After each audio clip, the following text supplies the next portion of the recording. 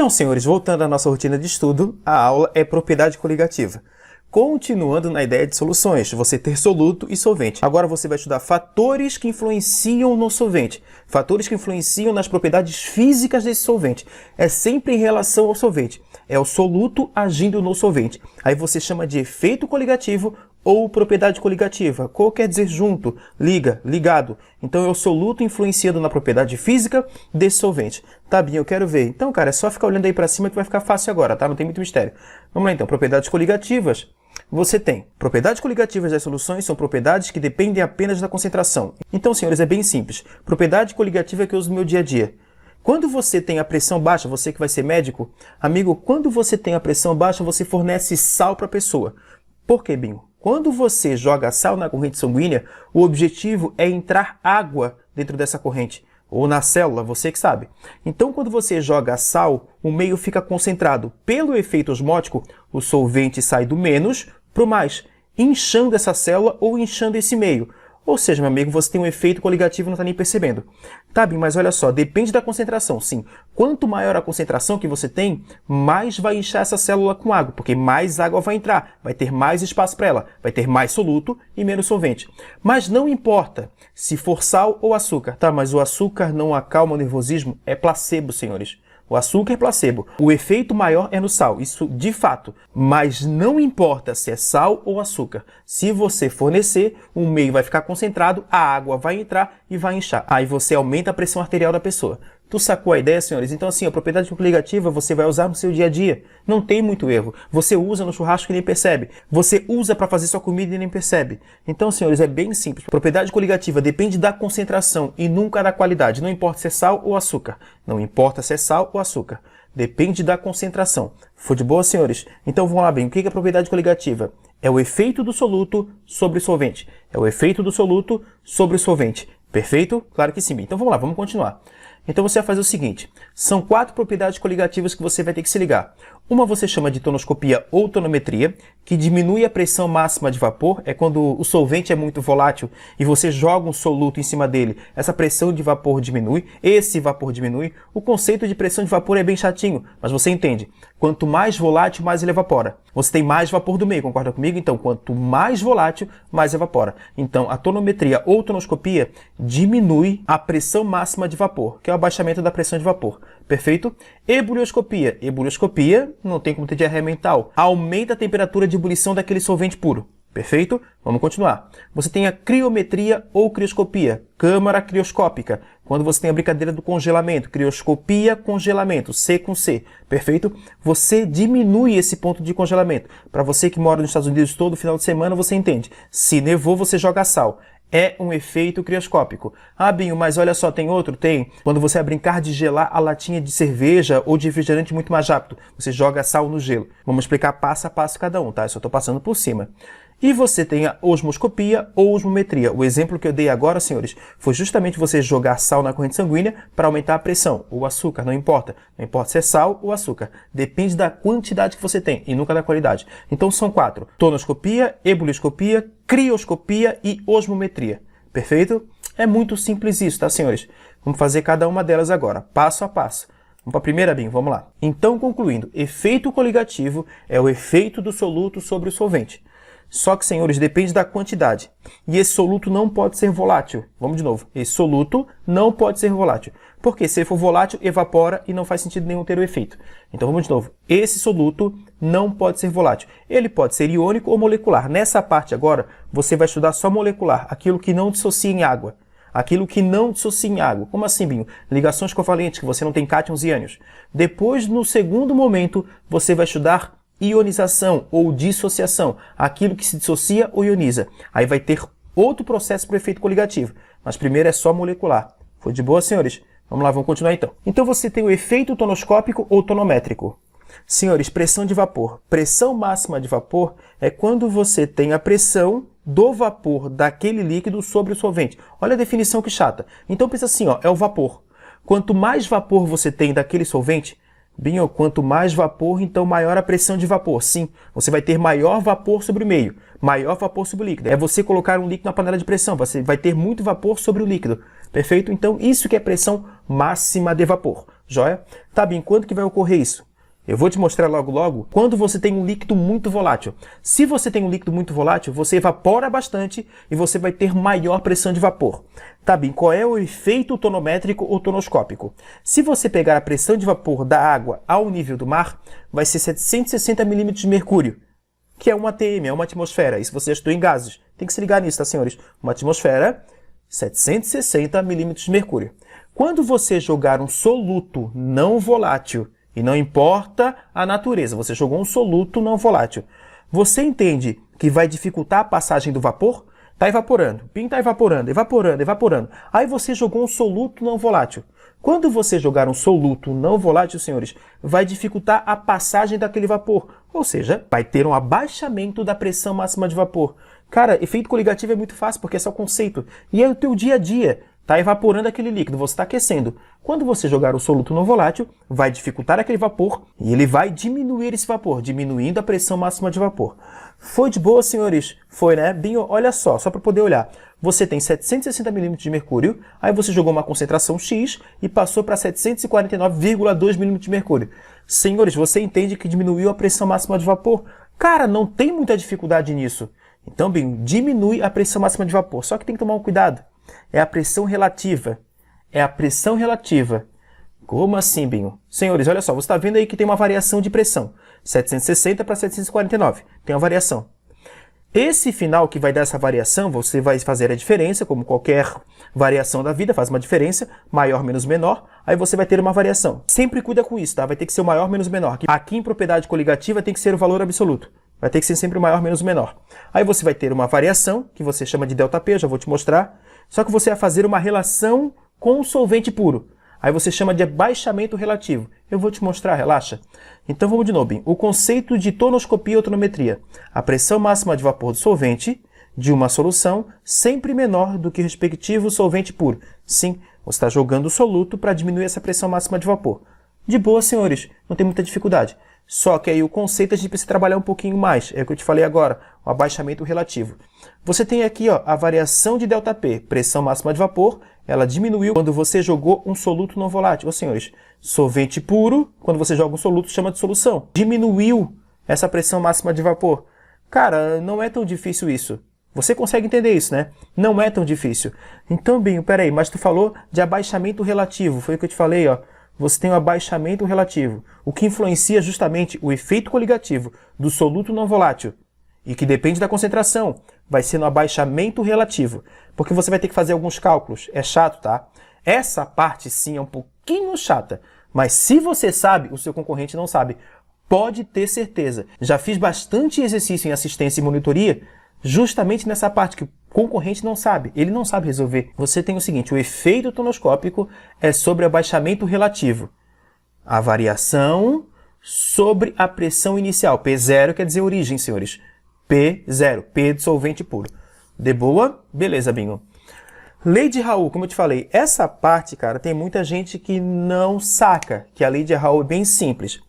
Lembra, senhores, que você está fazendo tudo em cima do solvente. Vamos de novo.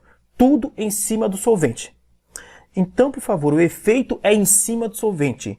A concentração que você trabalha em cima do solvente é a concentração molar, que você chama de molalidade. Essa variação ΔP por P0, ela é diretamente proporcional à concentração molar. Concentração molar. Então, vai existir uma equação. A lei é essa. Dizer que o abaixamento relativo é diretamente proporcional à concentração molar, que é do solvente, senhores. Tudo aqui em relação ao solvente. Então, em uma solução bastante diluída, não te preocupa com isso, de um soluto qualquer não volátil e não iônico, o abaixamento relativo da pressão máxima de vapor é diretamente proporcional à molalidade, à concentração molar. Tá bem, eu só não entendi por que não iônico. Porque eu estou trabalhando molecular. Porque se for iônico, vai dissociar e o efeito é totalmente diferente. Não é que é diferente. Ele vai influenciar uma diferença de pressão aí maior daquilo que você já tem. Perfeito? Tem que tomar cuidado com isso. Só por isso. Mas vamos de novo, senhores. Diretamente proporcional à concentração molar. Minto pode mostrar isso? Mostra, ó. ΔP sobre P0, que você chama de abaixamento relativo, igual a KT. Por que eu tenho que jogar esse KT, constante tonométrica? É porque eu falei que é diretamente proporcional. Para você que já estudou bastante matemática, diretamente proporcional é um alfa. Eu não posso chegar dizendo que 4 é igual a 2, eu não posso falar isso. 4 é igual a 2, não posso. Então eu tenho que jogar uma constante, colocar do lado do 2 outro 2 para multiplicar, ter uma constante que não muda nunca, isso é uma constante, que vai dar igual a 4. Então por isso que eu estou colocando uma igualdade aqui. Eu estou colocando uma constante tonométrica. ΔP sobre P0 é igual a KT vezes a molaridade. Cara, concentração molar você vai ter que rever, tá? Concentração molar você tem que rever. Se você tem dúvida, é só me chamar que eu ajudo. Sabe disso, tá aqui, ó. É só me chamar. Senhores, então você tem aí bonitinho a formuleta para a lei de Raul. Binho, mas esse KT, cara, essa constante é a única que não depende da temperatura. A constante tonométrica é a única que não depende da temperatura. Ela vai ser feita de que forma? Em relação ao solvente. M2 quer dizer o solvente.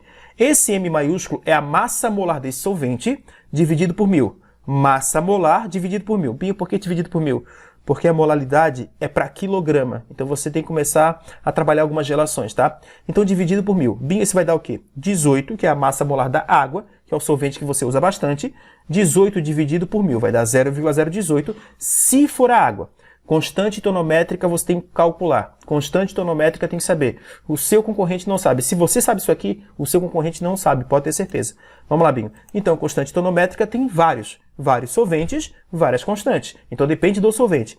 Constante tonométrica 78 por 1000, porque é a massa molar do benzeno.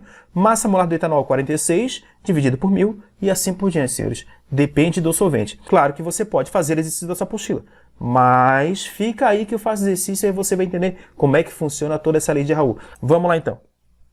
Efeito ebulioscópico. O tonométrico já foi, que é você jogar o soluto no volátil e diminuir a pressão. O efeito ebulioscópico tem a mesma proporção. Como assim, Binho? Se eu jogar o soluto não volátil, eu vou aumentar a temperatura de ebulição desse solvente. Vamos de novo. Eu vou aumentar a temperatura de ebulição desse solvente. Por quê, Binho? Eu estou jogando no solvente puro um soluto que vai ter também o seu ponto de ebulição. Então você vai somar o ponto de ebulição do solvente com o ponto de ebulição do soluto. Então, Binho, vai aumentar esse ponto de ebulição? Vai. Porque você diminuindo a pressão de vapor, aumenta a temperatura de ebulição. Perfeito? Diminuindo a pressão desse vapor sobre esse líquido, pode certeza, aumenta a temperatura de ebulição. Só que antes de eu chegar no conceito, eu preciso de alguns detalhes pro solvente. Alguns detalhes pro solvente. Primeiro, saber o conceito de temperatura de ebulição. Um líquido entra em ebulição quando a sua pressão máxima de vapor torna-se igual à pressão externa. Assim você está no equilíbrio e começa. Binho, se eu vencer essa barreira da pressão de vapor com a pressão externa, se for igual ou maior, ali não fala, tá? Aí não fala. Mas se for maior ou igual, você entrou em ebulição, você começou a aparecer bolhas, porque não tem mais ninguém segurando. Você sabe que existe uma pressão externa aqui. Alguém segurando, ele ultrapassou, começa a aparecer bolhas.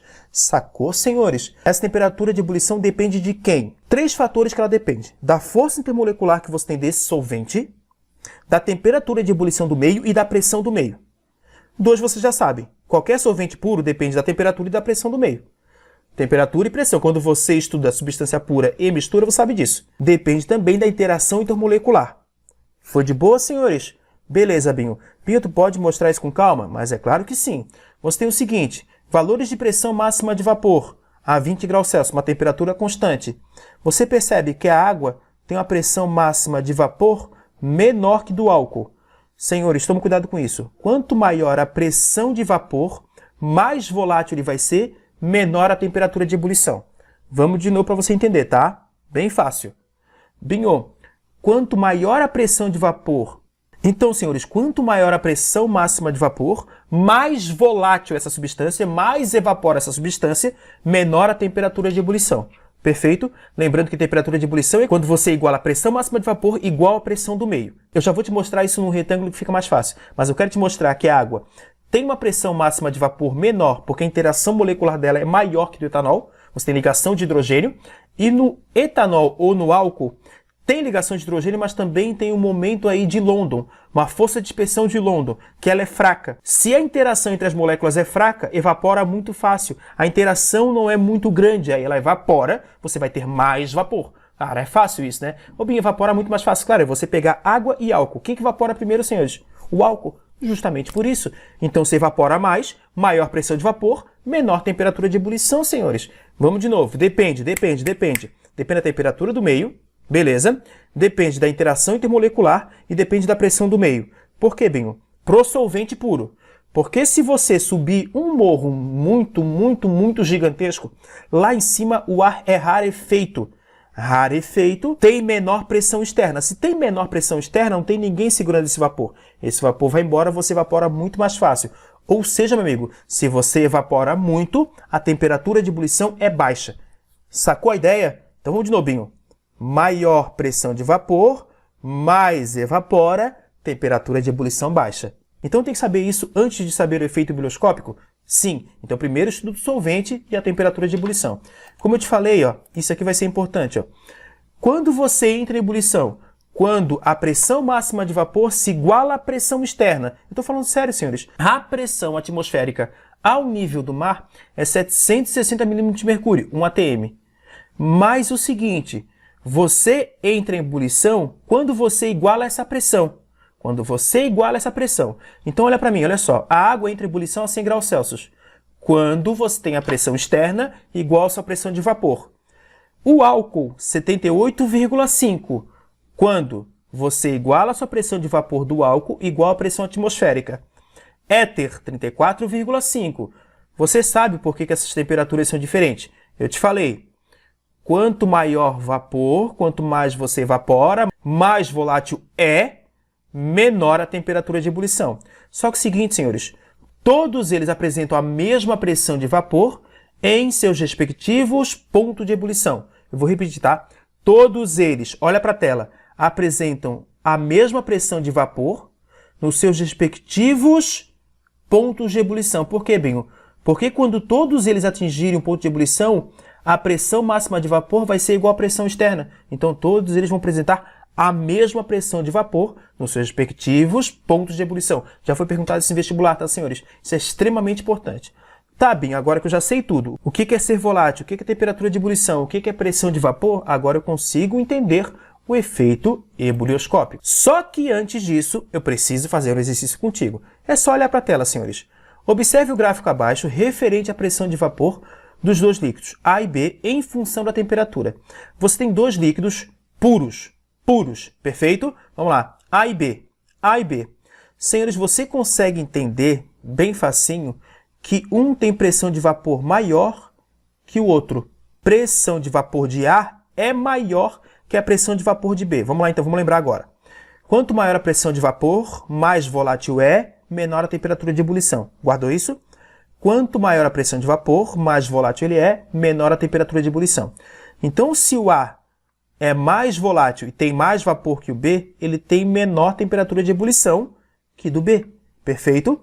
E se ele evapora mais, ele vai ter mais moléculas de vapor no meio em relação ao B.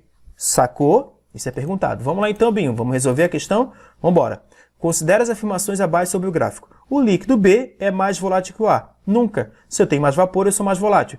Viu como eu preciso de alguns conceitos básicos antes de responder? Vamos embora. A temperatura de ebulição de B em uma dada pressão será maior que de A. Sim, senhores, se ele é menos volátil, ele vai ter uma temperatura de ebulição maior. E que facilidade, hein, Binho? Eu falei que é fácil, basta você entender o conteúdo e exercício. Um recipiente contendo somente o líquido A em equilíbrio com o seu vapor terá mais moléculas na fase vapor que o mesmo recipiente contendo somente o líquido B em equilíbrio com o seu vapor. Sim, senhores.